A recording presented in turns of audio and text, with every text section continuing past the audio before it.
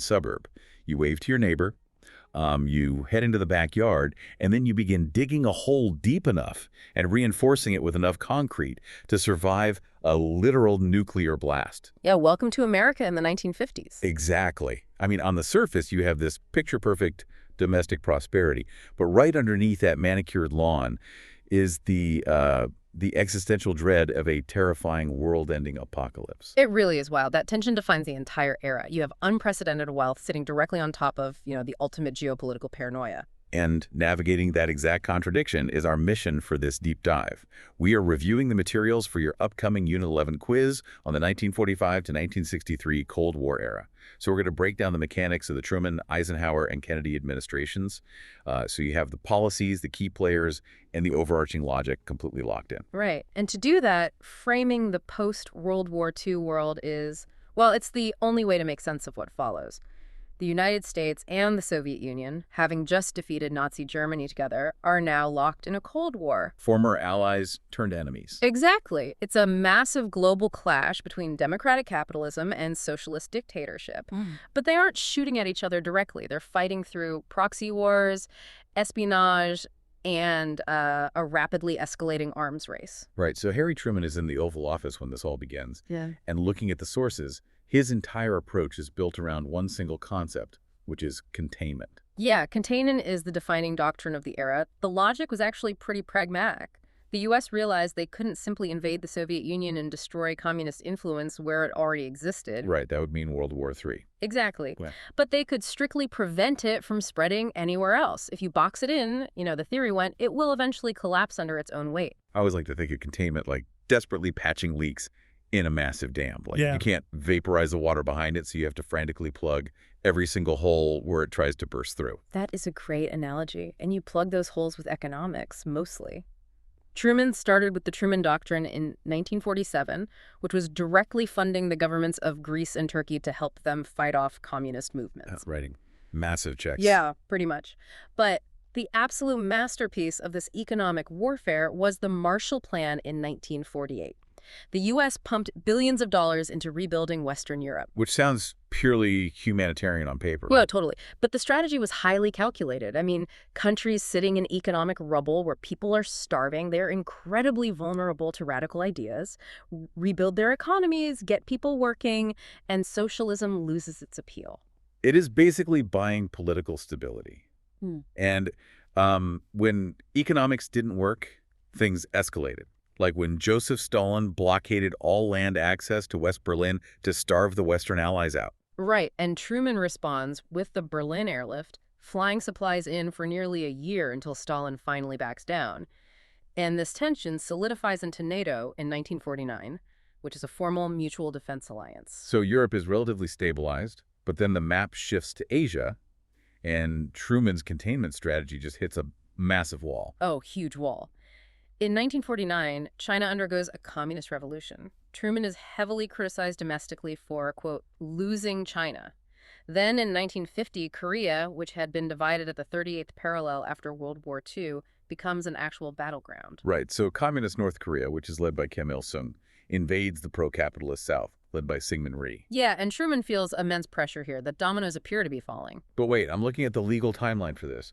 Truman didn't actually get a declaration of war from Congress to send troops to Korea, so how is he legally deploying the military into a massive, bloody conflict? He utilized a highly controversial semantic loophole. Truman knew a war-weary public and a skeptical Congress might refuse a declaration of war, so he bypassed them entirely by going to the United Nations and getting them to sanction a police action. A police action? Yeah. That is a crucial concept for you guys to grasp for the quiz because it sets a massive precedent. It's the exact legal loophole that permanently expanded the power of the executive branch to wage war without explicit legislative approval. Right. And militarily, U.S. and UN forces initially pushed Kim Il-sung's North Korean army all the way up to the Chinese border. Which China did not like. Not at all. That provoked China to intervene, sending a massive force that pushed the UN troops back down. And after 3 years of brutal, freezing, trench-style combat, the conflict ends in 1953, right back where it started. Just a divided Korea at the 38th parallel. Exactly. I mean, millions of lives lost, billions of dollars spent, and the map barely changed. That kind of bloody stalemate destroys public morale, which explains exactly why American voters pivoted so hard to Truman's successor, Dwight D. Eisenhower. Yeah, Eisenhower wins the presidency by promising to fight this Cold War in a way that doesn't require sending thousands of American troops to die in foreign trenches. Right, so he dramatically shifts the military apparatus. He pivots away from maintaining a massive, expensive conventional army, and he adopts a doctrine called mutually assured destruction, or MAD.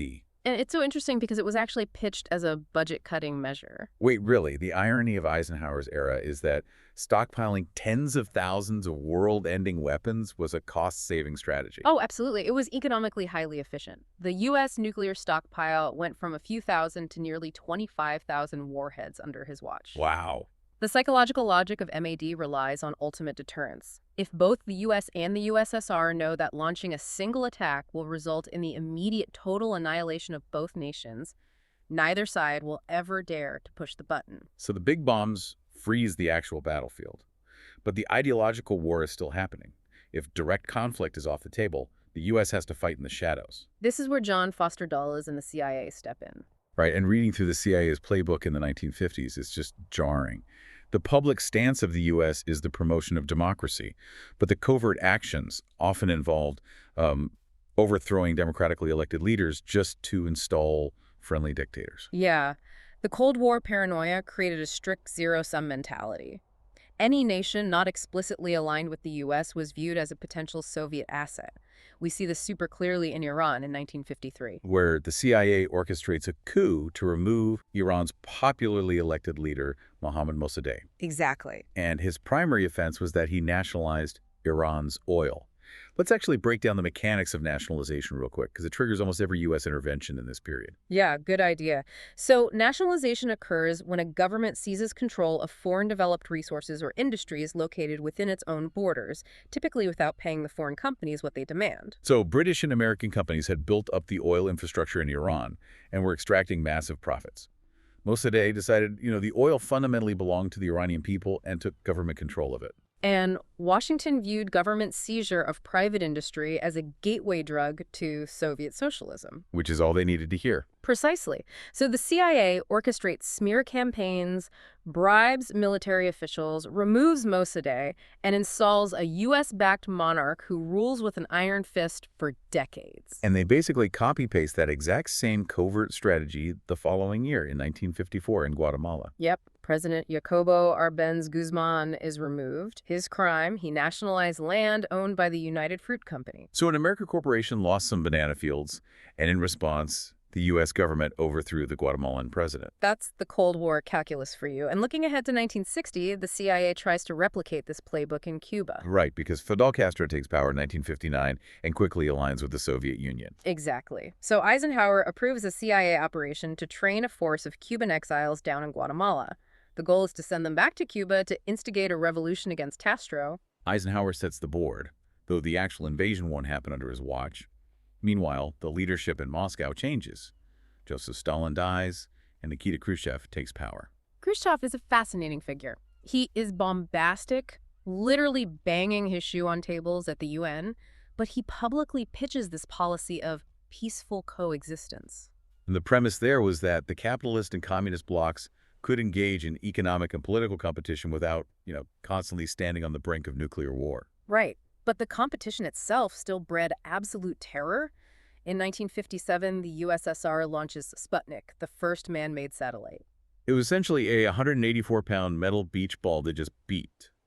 So why did a beeping metal ball cause a nationwide panic in America? Because it proved a terrifying point about propulsion. I mean, if Soviet scientists had the rocket technology to push a satellite into Earth's orbit, they had the technology to attach a nuclear warhead to a rocket and drop it on New York City before American bombers could even get off the runway. Oh, wow.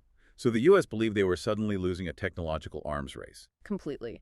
Which triggers a massive domestic response. The U.S. creates NASA and pours unprecedented federal funding into math and science education. You can draw a direct line from Sputnik right to the modern American public school curriculum. Oh, easily. And the geopolitical temperature just keeps rising. In 1960, an American U-2 spy plane is shot down deep inside Soviet airspace, which totally shatters that illusion of peaceful coexistence. Then in 1961, Khrushchev begins construction of the Berlin Wall. It's just crisis after crisis, and we also need to examine how Eisenhower quietly expanded U.S. involvement in Southeast Asia during this time. Yeah, Vietnam. So the French abandoned their colonial claims in Indochina in 1954. A civil war immediately erupts in Vietnam between the socialist North, led by Ho Chi Minh, and the pro-capitalist South, led by Ngo Dinh Diem. And international negotiators agreed to temporarily divide the country, right? With a unifying democratic election promised for 1957. That was the plan. But the U.S. looks at the polling and realizes Ho Chi Minh is wildly popular. He is absolutely going to win a free election. So they just scrapped the democracy part. Exactly. The U.S. supports Ngo Dinh Diem in simply canceling the 1957 elections. Instead of a democratic process, Eisenhower begins funneling massive resources to prop up Diem's authoritarian regime in the South. I mean, in 1 year alone, the U.S. sends $200 million and 675 military advisors. It's this slow, methodical entanglement. It really is. But, it's important to remember that all this aggressive, hyper-vigilant foreign policy was fundamentally designed to protect the American way of life at home. The 1950s domestic scene was a staggering economic boom. Unprecedented. You have the GI Bill providing federal loans to millions of returning veterans to buy homes and attend college. You have the massive baby boom from 1945 to 1960. Entire populations are migrating from the industrial Northeast to the warmer Sun Belt states. And the mechanism driving so much of this was consumer credit. For the first time, average Americans are buying homes in sprawling new suburbs, putting cars in the driveways, and filling their living rooms with furniture and televisions, all using credit cards and installment plans. It is the golden age of the American dream. But, and this is crucial, millions of Americans were systematically and legally barred from participating in it. Yeah. The civil rights struggle of the 1950s was about dismantling a highly entrenched legal framework. To understand the movement, you have to look back at the 1896 Supreme Court case, Plessy v. Ferguson. That ruling established the doctrine of severate but equal. Right. The court argued that as long as facilities for black and white citizens were nominally equal, segregation did not violate the 14th Amendment's guarantee of equal protection under the law. Which was a legal fiction that held for nearly 60 years, until it was finally shattered in 1954 by Brown v. Board of Education. Yeah, centered on a young girl named Linda Brown trying to attend her neighborhood school. The Supreme Court finally ruled that separate facilities are inherently unequal. It legally outlawed segregation in public schools. However, the court ordered states to integrate with, quote, all deliberate speed. Oh, that phrasing. Right. That ambiguous phrasing handed Southern governors a massive loophole to drag their feet, defy the court, and delay integration for years. And because sweeping federal enforcement didn't happen overnight, activists couldn't just sue racism out of existence. They had to get tactical. I think a lot of people visualize the civil rights movement as just a moral appeal, but the mechanics were deeply economic. Because there was no sweeping federal law yet, activists had to treat segregation like a building supported by many individual pillars. I like that. Instead of pushing the whole building down at once, they systematically chipped away at specific pillars. A school here, a bus system there, a lunch counter there. They attacked the wallet of segregation. And the Montgomery bus boycott of 1955 and 1956 perfectly illustrates this mechanism. It begins when Rosa Parks famously refuses to surrender her seat. But the genius of the movement was the mobilization that followed. Exactly. A young minister named Martin Luther King Jr. helps coordinate a citywide boycott through established local churches, and he subsequently becomes the first president of the Southern Christian Leadership Conference, or SCLC. Because if you boycott a city bus system for over a year, you aren't just making a moral point, you are literally bankrupting the municipality. You force them to choose between their racist policies and their municipal budget. And they boycotted until the Supreme Court ruled bus segregation unconstitutional. Chipping away at a pillar. And we see a different mechanism deployed regarding the schools. In 1957, the Little Rock Nine, a group of 9 black students, attempt to enroll at the all-white Central High School in Arkansas. But Governor Orville Faubus deploys the state's National Guard to physically block them from entering the building, which forces Eisenhower's hand. Eisenhower generally preferred to avoid civil rights interventions, but Faubus directly challenged federal authority. Yeah, you can't do that. So Eisenhower is forced to federalize the National Guard and send in the 101st Airborne to escort those teenagers to class. And then the tactics evolve yet again. In 1960, college students initiate the sit-ins at the segregated Woolworth lunch counter in Greensboro, North Carolina. Which leads to the formation of the Student Nonviolent Coordinating Committee, or SNCC. And the mechanics here are really about public relations and disruption. Activists occupy profitable seats and endure horrific verbal and physical abuse without retaliating. They force the sheer ugliness of segregation into the public consciousness. The civil rights movement demanded constant adaptation and new tactics. And interestingly, when John F. Kennedy enters the Oval Office in 1961, he realizes he needs a highly adaptable tactical playbook abroad as well. Right, he looks at Eisenhower's strategy of mutually assured destruction and finds it far too rigid, an all-or-nothing approach. So Kennedy introduces the doctrine of flexible response. He champions the 2.5 wars capability. What exactly does that mean? It's the mandate that the U.S. military must be equipped to fight 2 major conventional wars simultaneously, say, in Europe and Asia, while also having the specialized forces to handle one smaller, localized skirmish. Wow, so he wanted a full spectrum of options between diplomatic protests and global nuclear annihilation. Exactly. But his very first option out of the gate is a spectacular disaster. 1961, the Bay of Pigs. Kennedy inherits that covert CIA plan. Eisenhower started using trained exiles to invade Cuba. Yeah. Kennedy authorizes the operation but deeply fears international blowback and Soviet retaliation. So, at the critical moment, he cancels the promised American air support. Leaving the exiles stranded on the beach. Yep. They are easily captured by Castro's forces. Kennedy appears young and weak, and Castro realizes he needs profound protection from future U.S. invasions. Which sets the stage directly for the Cuban Missile Crisis in 1962. U.S. spy planes discovered that the Soviet Union is actively constructing nuclear missile launch sites in Cuba, just 90 miles off the coast of Florida. And Kennedy's generals are demanding an immediate full-scale invasion of the island. But an invasion likely would have triggered World War III. Almost certainly. So Kennedy opts for a naval blockade, though he calls it a quarantine, to avoid the legal definition of an act of war. Right. They surround Cuba with U.S. warships, literally drawing a line in the ocean and daring Soviet supply ships to cross it. For 13 days, the entire planet is essentially holding its breath, waiting to evaporate. But they finally find a mechanism for compromise. They open a back channel. Yeah. The Soviet Union agrees to publicly dismantle and remove their missiles from Cuba. In exchange, the U.S. pledges not to invade Cuba and secretly agrees to remove its own nuclear missiles from Turkey, which were pointed directly at the Soviet border. That mutual de-escalation is a prime example of what we call détente, right? The conscious relaxation or warming of Cold War tensions. Exactly. So the flexible response avoids a nuclear exchange in Cuba. But I have to ask, did Kennedy's flexible response actually make the world safer? Or did it just make it easier to get entangled in messy insurgencies like Vietnam? Well, under flexible response, Kennedy leans heavily into specialized unconventional warfare in Vietnam. He deploys 16,000 special forces, primarily the Green Berets. Using a hearts and minds strategy. Right. The goal was to win the loyalty of the rural Vietnamese population away from the socialist insurgents. But Ngo Dinh Diem's regime in the south is deeply corrupt and brutally oppressive. The populace actively despises him.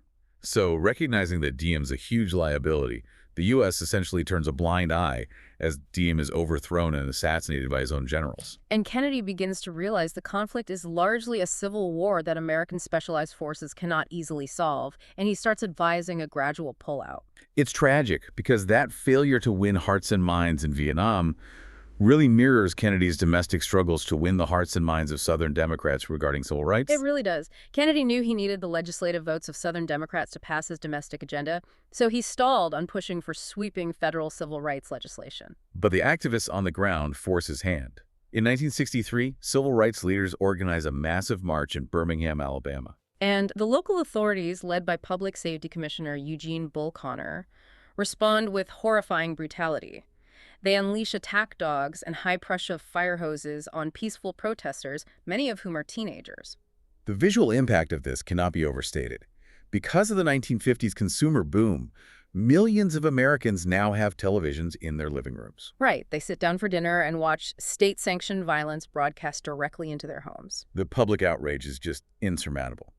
Kennedy is forced to go on national television and finally pledge his full administrative support for a massive civil rights bill, And this momentum carries directly into the March on Washington in August of 1963, which represents the absolute pinnacle of the nonviolent civil rights movement. culminating, of course, in Martin Luther King Jr.'s historic I Have a Dream speech, delivered to hundreds of thousands of citizens on the National Mall. It is an incredibly moving moment, but you really have to look at the severe national dissonance of the Kennedy era.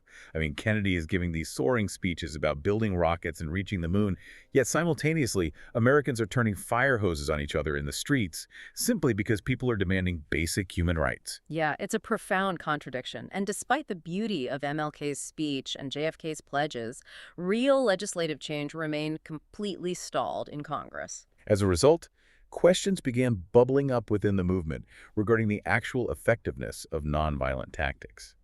By the time Kennedy is assassinated in November of 1963, that civil rights bill still has not passed. It's a heavy era. To solidify your preparation for the Unit 11 quiz, focus on the evolutionary shifts we've discussed. Truman establishes containment via the Marshall Plan and the precedent-setting UN action in Korea. And then Eisenhower shifts to mutually assured destruction, heavily utilizes John Foster Dulles and the CIA for covert regime change in Iran, Guatemala, and Cuba, and presides over a domestic boom defined by consumer credit.